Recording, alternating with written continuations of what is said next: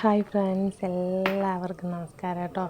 ഇപ്പം നമ്മൾ ഇന്ന് ഉണ്ടാക്കുന്നത് മൈദ വെച്ചിട്ട് ഒരു ദോശയാണ്. അപ്പം നമ്മൾ എന്നും മൈദ വെച്ച് പ്ലെയിനായിട്ടുള്ള ദോശയൊക്കെ കഴിക്കുമ്പോൾ ഒരു മടുപ്പാണല്ലോ. അപ്പോൾ അതിനൊക്കെ ഒരു വ്യത്യാസമായിട്ട് നമുക്ക് വേറെ കുറച്ച് ചേരുവകളൊക്കെ ചേർത്ത് ഒരു ദോശ ഉണ്ടാക്കാം.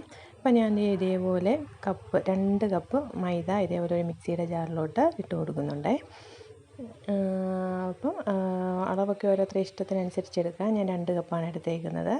ഇനി ഇതിലേക്ക് നമുക്ക് ഒരു 1/4 സ്പൂൺ മഞ്ഞൾപ്പൊടിയും ആവശ്യത്തിന് ഉപ്പും ചേർത്ത് കൊടുക്കാം. അതിന് ശേഷം ഒരു മുട്ടയും കൂടെ ചേർത്ത് കൊടുക്കണം. ഇനി നമുക്കിതിലേക്ക് ആദ്യം കുറച്ച് വെള്ളം മാത്രം ചേർത്തൊന്ന് അടിച്ചെടുക്കാം.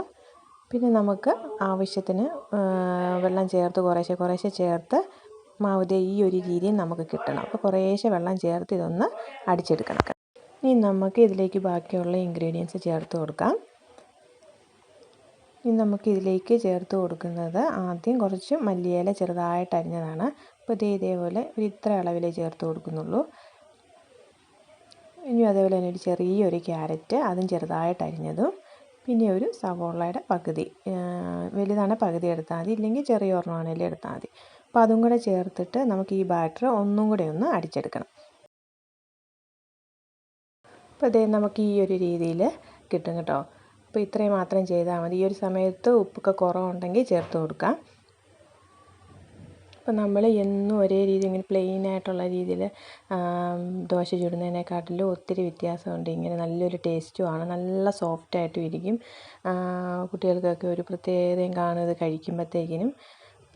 ഇനി നമുക്ക് ഒരു പാൻ അടുപ്പിൽ വെച്ചിട്ട് സാധാരണ ദോശ ചുട്ടെടുക്കുന്ന പോലെ തന്നെ നമുക്ക് ഇത് ചുട്ടെടുക്കാം.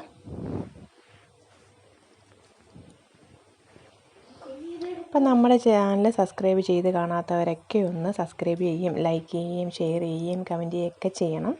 അപ്പം നമുക്ക് രാവിലെ ഇപ്പോൾ തലേദിവസം മാവൊക്കെ ആട്ടി വെച്ചിട്ടില്ലെങ്കിലും ഇപ്പോൾ രാവിലെ എണീച്ചുകൊണ്ടെങ്കിൽ നമുക്ക് പെട്ടെന്ന് ഒരു 5 മിനിറ്റും കൊണ്ട് തന്നെ പെട്ടെന്ന് ഇതേപോലെ ചെയ്തെടുക്കാവുന്നേ ഉള്ളൂ. നമുക്ക് മാവ് കുഴച്ച് ഒത്തിരി നേരം വെക്കേണ്ട ആവശ്യമൊന്നുമില്ല. പെട്ടെന്ന് തന്നെ നമുക്ക് ചെയ്തെടുക്കാം. ഇതിൻ്റെ കൂടെ സാമ്പാറോ ചമ്മന്തിയോ അങ്ങനെ എന്തെങ്കിലും ഒന്ന് ചെയ്തെടുത്താൽ മാത്രം മതി. അങ്ങനെ പെട്ടെന്ന് നമുക്ക് ചെയ്തെടുക്കാൻ പറ്റിയ ഒരു റെസിപ്പിയാണ്.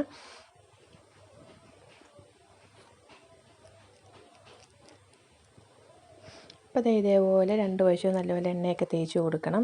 ഇപ്പോൾ നെയ്യ് തേച്ച് കൊടുക്കാൻ താല്പര്യമുള്ളവർ അങ്ങനെയും ചെയ്ത് കൊടുക്കാം. അപ്പോൾ ഇച്ചിരി കൂടെ ടേസ്റ്റ് ആയിരിക്കും നെയ്യ് തേച്ച് കൊടുക്കുകയാണെങ്കിൽ. അപ്പോൾ ഇതാണ് നമ്മുടെ മൈദ വെച്ചിട്ടുള്ള ദോശ. അപ്പോൾ എല്ലാവർക്കും നമ്മുടെ ഇന്നത്തെ വീഡിയോ ഇഷ്ടപ്പെട്ടെന്ന് കരുതുന്നു. ഇതൊക്കെ ഒന്ന് ചെയ്ത് നോക്കിയിട്ട് ഫീഡ്ബാക്കൊക്കെ ഒന്ന് അറിയിക്കണം. അടുത്ത ദിവസം തന്നെ നല്ലൊരു വീഡിയോ കാണാം. അതുവരെ എല്ലാവർക്കും ബൈ.